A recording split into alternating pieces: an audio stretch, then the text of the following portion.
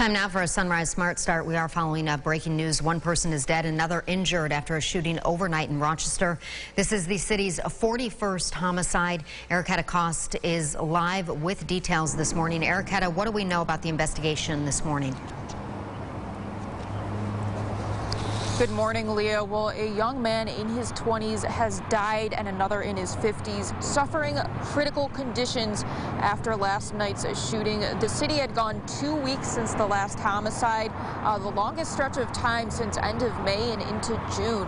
Officers got the call at 11:30 last night, Lyle Ave. They arrived on scene to find 2 people had been shot in a parking lot of a gas station. Both were taken to nearby hospitals. As mentioned, the young man didn't make it with his injuries, and the other with life-threatening conditions right now. Police say someone approached a group of people and started firing. They don't believe it was random, but the man in his 50s was likely hit with a stray round, they say. There was many people in the parking lot at the time of the shooting, so we know that there certainly are witnesses, and we're just waiting for them to call us. Like I say, each murder is only a phone call away from being solved, so we certainly need the public's help in solving these crimes. Now, no suspects are in custody, but as Captain Umbrino mentioned, tips are important. Anyone with information is asked to call 911. In Rochester, Ericketta Cost, News 8.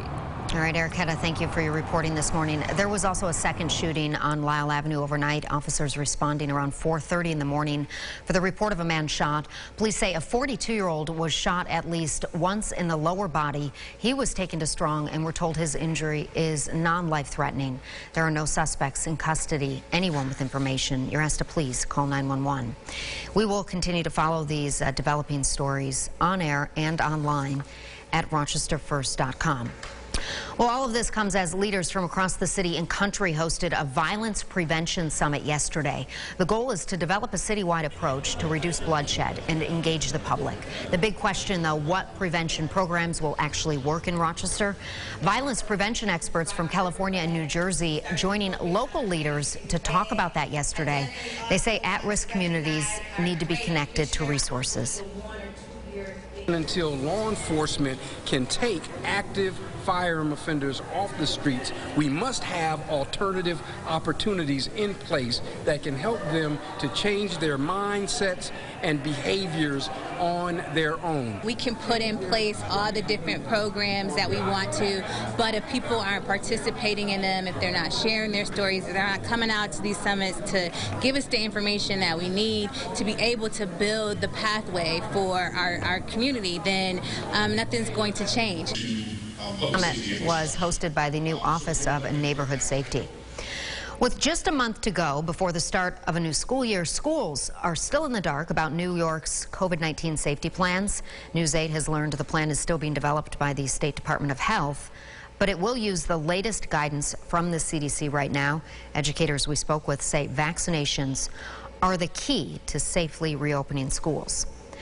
A new mandate now in place for federal workers. President Biden announcing any unvaccinated federal workers will have to wear masks, undergo regular testing, and use social distancing. The president says rather than mandating federal workers get the vaccine, the administration's plan would make life more difficult for those who are not vaccinated in order to encourage them to get the shot. Time now is 6:50, 64 degrees. A little cool out there this morning, James. Yeah, not terrible, but you might say differently as we get to the afternoon when temperatures actually don't change. We're stuck in the 60s for much of the day. Rain showers working their way through the Finger Lakes. Just really, let's call them sprinkles. That's about it. Most of us are dry this morning. Overcast skies. Improving conditions this afternoon. If we're thinking about our golf round later today, perfect day to kick off the weekend with maybe a couple of holes on the golf course. Look at that, upper 60s, mostly sunny skies. We finish off nicely. Tomorrow, golf round looks great. Sunday, rain showers. I'll show you the 8-day at the end of the show.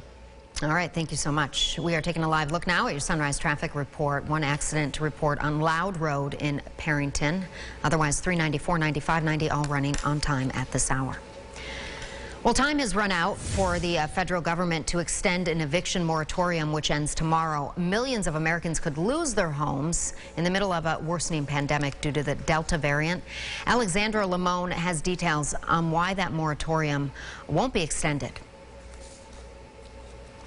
Good morning, and to give you an idea of how big this problem is, according to the Department of Housing and Urban Development, in March, more than 6.5 million people reported being behind on their rents, and by July 5th, about 3.5 million said they were facing evictions.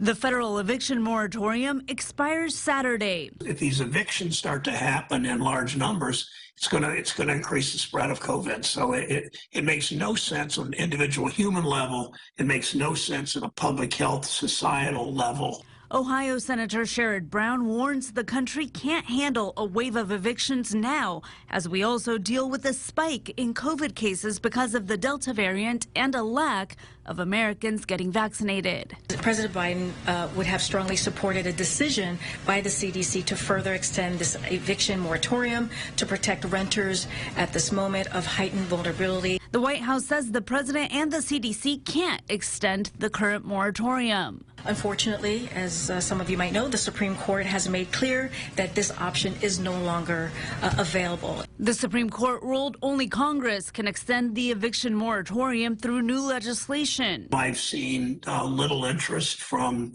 my colleagues on the Republican side in the Senate to move through Congress any kind of an eviction moratorium. Kansas Republican Senator Roger Marshall explains why. Well, certainly I want to show compassion for those people who need the help. But I think there's a lot of people sitting on the sideline that if their jobs are out there. We have to roll this back at some point. And although the federal eviction moratorium expires Saturday, there are still state and local eviction moratoriums that may protect some renters, but those will start to expire in the coming months as well. Reporting in Washington, Alexandra Limon. And of course, there's the whole landlord side of the story, too. Congress allocated more than $46 billion to help Americans affected by the pandemic pay their rent, but we're told just a fraction of that money has reached to those who need it most.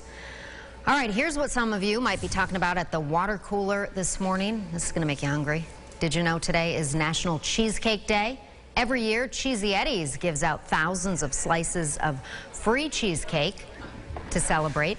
If you want your free slice, you have to go to their Henrietta location. The doors open at 10 o'clock this morning. Last year, they gave away about 5,000 slices, we're told. That's a lot of cheesecake. Oh, wow.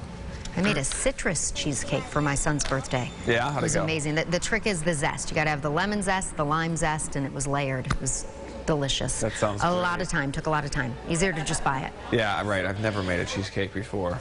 Well, now you got to do it. I'm going to have to. Post it on your story. He's always cooking and posting things on his story. Yes, whether you like it or not, it's out there. No, we don't have to look if we don't want to, right? Yeah, exactly. And I find that a case with a lot of foods. It's always just easier to buy it than make it sometimes. Right.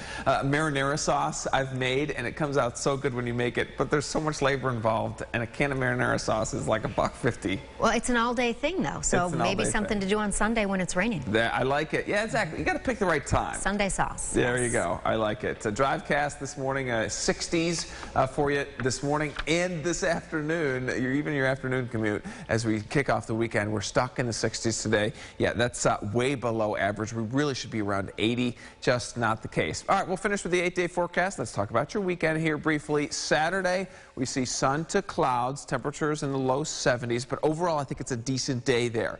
Rain moves in by the evening time and then through Saturday. Through Sunday. There we go.